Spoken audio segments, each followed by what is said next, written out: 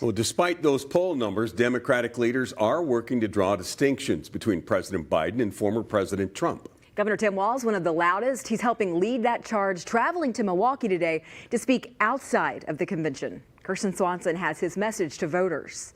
At the Republican National Convention in Milwaukee, Minnesota Congressman and Majority Whip Tom Emmer took the stage Tuesday night, telling fellow Republicans he's confident Minnesota will turn red this November for the first time in 50 years. I know firsthand that Minnesotans can't afford 4 more years of Joe Biden and Kamala Harris.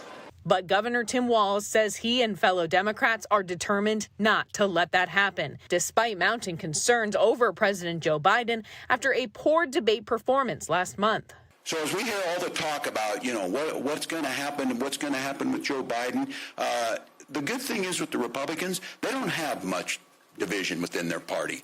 They bend the knee and they grovel to someone who told us that the election was stolen. Someone who overturned Roe versus Wade.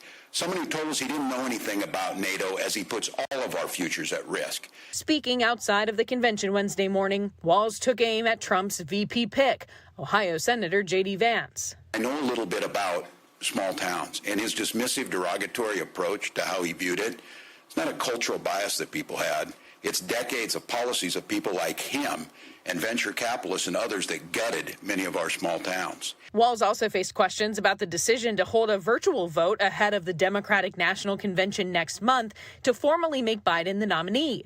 The party facing an August 7th filing deadline to get Biden's name on Ohio's presidential ballot. Look, we're in a time where voter restriction is just... It's not a bug, it's a feature of the Republican Party. We need to get these things done. We need to get the roll call done. And like I said, I think it needs to get done 15th. Don't absolute quote on this. We need to get done on 15th, but it won't happen before the 1st of August. That was Kirsten Swanson reporting.